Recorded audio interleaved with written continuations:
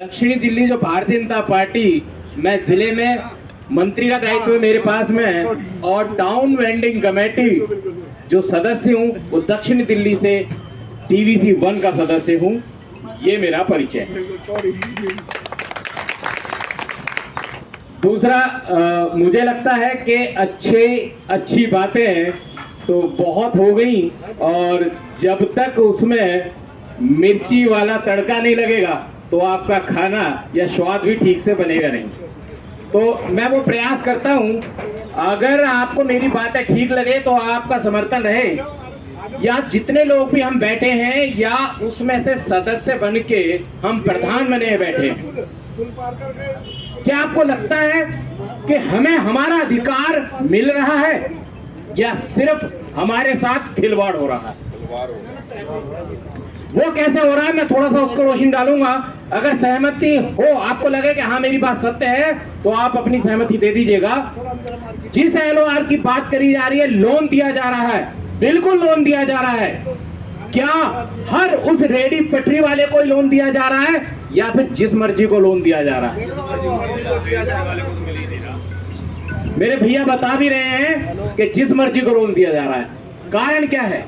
कारण यह है कि माननीय प्रधानमंत्री ने ये बोला था, जब कोरोना काल के अंदर पूरा काम काज बिल्कुल हमारा ठप था, उस टाइम पे माननीय प्रधानमंत्री जी की ये सोच थी और उन्होंने ये योजना लाई कि मेरा साथी, मेरा भाई, मेरा सब कुछ जो रेडी पटरी से अपना गुजारा करके अपना घर चलाता है, उसका घर कैसे चलेगा जब कोरोना काल के अंदर उसकी दुकानदारी कामकाज पूरी तरीके से बंद है और वो कहीं ना कहीं ऐसे साहूकारों के चुंगल में फंसा हुआ है या ऐसे मुनाफाखोरों के चुंगल में फंसा हुआ है, जहां से उसे अपनी दिन भर की सब्जी बेचने के लिए मिलाने के लिए 2000-5000 ब्याज पे लेने पड़ते हैं, तब जाके वो अपना काम करता है। तो माननीय प्रधानमंत्री जी ने उनके लिए वो योजना निकाली थी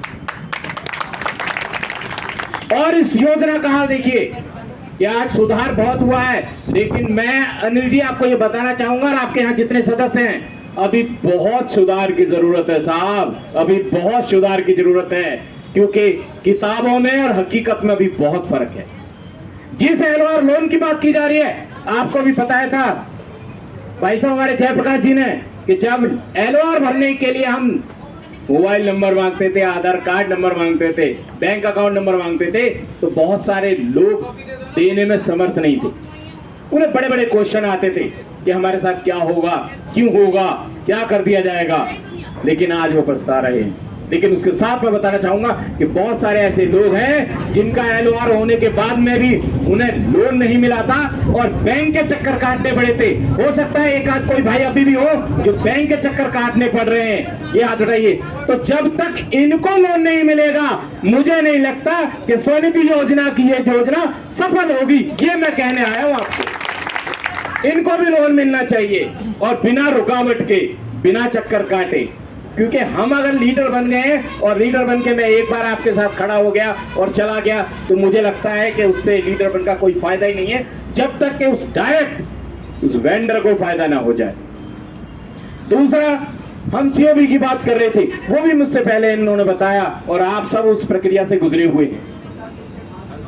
सरकार की योजना थी कि जहां पर भी हम अपना काम करते हैं, हम अपनी रेडी लगाते हैं, ठिया लगाते हैं, वहां पे अपना रोजगार करते हैं, वहां पर आपकी वेरिफिकेशन होगी, वहां पे आपका सर्वे किया जाएगा।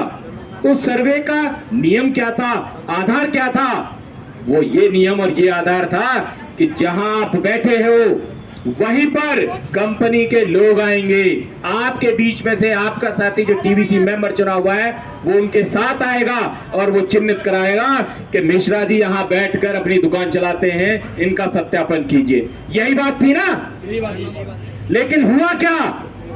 हुआ ये कि मिश्रा जी अगर अपने ठिये पे नहीं थे तो इनके ठिये पर ही कोई दूसरा लोग बैठा दिया गया और उसकी फोटो करा दी गई और उसका सर्वे करा दिया गया।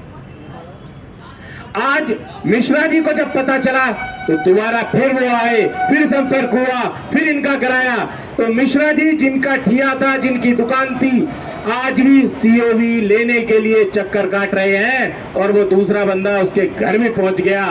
ये गड़बड़ हुई थी, हम इसको सुधारने आए और ये बताने आया हूं मैं आपको कि वो सीओवी जिसका अधिकार है उसे मिलना चाहिए। जिस सीओवी के आधार पर यह बताया गया था कि आप यहां बैठे हैं और बैठे रहेंगे, एमसीडी डिपार्टमेंट कोई सा भी हो, वो एनडीएमसी का हो, एमसीडी का हो, ग्रीन पार्क का हो, लाजपत नगर का हो, रोहिणी का हो, किसी भी जोन का हो, आप सबके साथ बीतती होगी। आप मुझे बता दीजिए, क्या आपका चालान डीएमसी एक्ट के थ्रू होता है? एमसीडी आज चालान कैसे कर रही है? आज चालान वो उसी आधार पर अपनी मनमानी से कर रही है जहां एक रेडी का आपसे 3,000 रुपए 4,000 रुपए आपका चालान है, जबकि कानून में जो लिखा हुआ है उसमें आपके 50 रुपए से ज्यादा आप चालान नहीं कर सकते, 24 घंटे से ज्यादा आप सामान को होल्ड नहीं कर सकते। ये नियम पालन हो रहे हैं? नहीं हो रहे। तो हमें इनका सुधार करना पड़ेगा। अगर हम वेंडर की बात करते हैं, अपने मजदूर साथियों की बात करते हैं और हमारे और भी बड़े नेता जिन्होंने हमारे लिए संघर्ष किया है, मैं उनसे भी आग्रह करूंगा और मैं आपकी तरफ से भी आग्रह करूंगा कि भाई ऐसे सुधार करें जिनका हमें डायरेक्ट लाभ मिले, तो ही हमारा भला होगा। ये कहने आया हूं मैं आपको। तो भाई जब तक हमें उसके आधार पर नहीं चलेंगे, वो कानून लागू नहीं होंगे, तो हमारा क्या फायदा है? आप देख लीजिए कि सीओवी वालों को भी यहां इस मार्केट को अगर मैं छोड़ दूं तो यहां के अलावा भी और बहुत सारे लोग हैं जो हम इधर बाहर कहीं भी जाते होंगे, या सदस्य जो लोग बैठे हैं इनके ठिये भी अलग अलग होंगे। जैसे मेरा खुद का ठिया भी दूसरी जगह है। क्या हमारे सीओवी सर्टिफिकेट मिलने के बाद में एमसीडी वाले हमारा सामान नहीं उठा रहे? उठा रहे हैं जी, मेरी जानकारी में जितना है उठा रहे हैं, और उनका सामान उठाना तुरंत बंद होना चाहिए, ये बात लागू हो। क्योंकि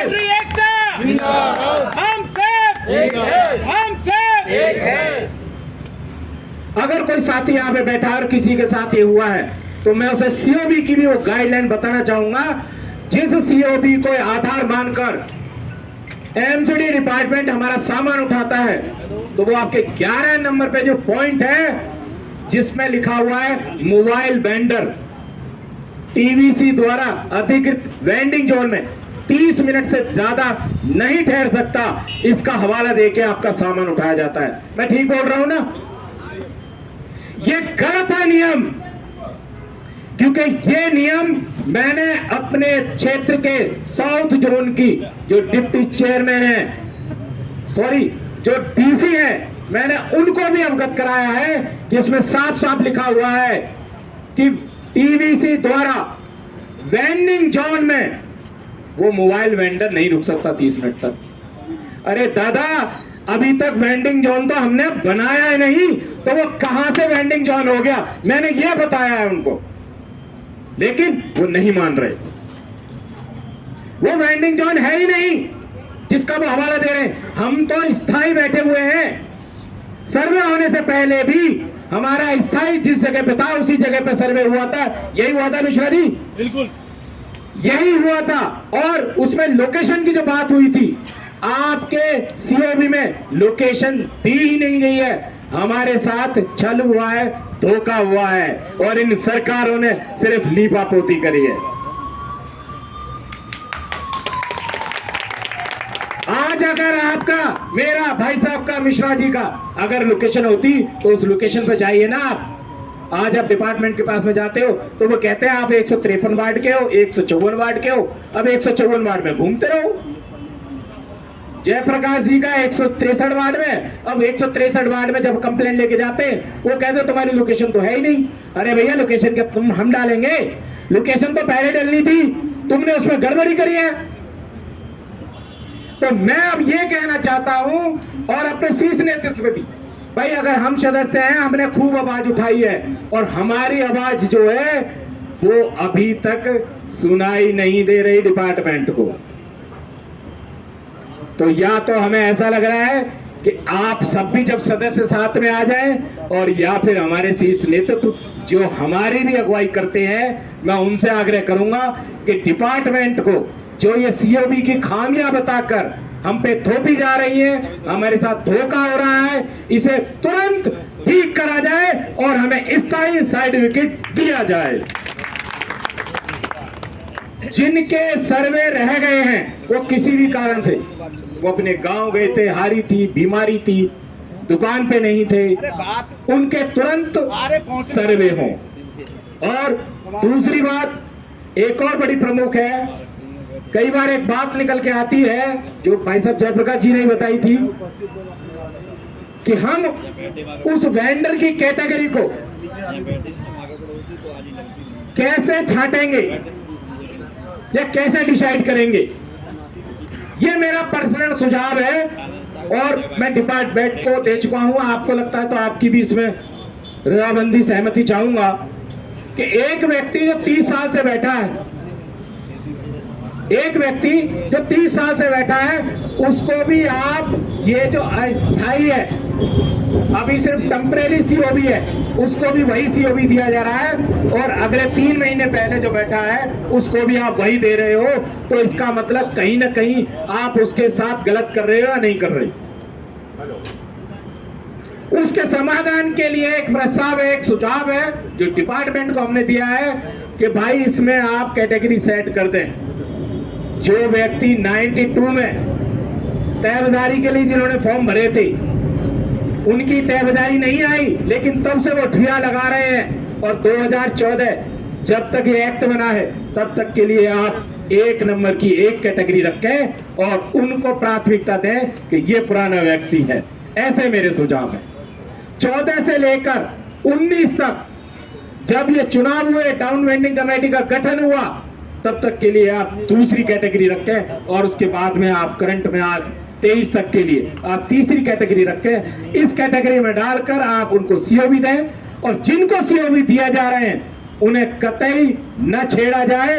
हाँ, जिस बात का सहारा लेते हैं इंक्रोचमेंट, यानी आपने अनुमानित जो आपको जगह दी गई है उससे ज्यादा घेर रखी है, आप बिल्कुल इस पर एक्शन लें। आप स्वतंत्र हो, टीबीसी मेंबर भी, और मुझे ऐसा लगता है कि हमारा वेंडर भी उस डिपार्टमेंट में उस बात के लिए उनके साथ रहेगा कि हमने अगर ज्यादा जगह घेर रखी है तो हम स्वयं से खाली कर देंगे, लेकिन हमारी जगह को हमसे न छीना जाए और जब तक हमें कंफर्म सर्टिफिकेट नहीं दिया जाए तब तक हमें न हटाया जाए। जय हिंद, जय भारत।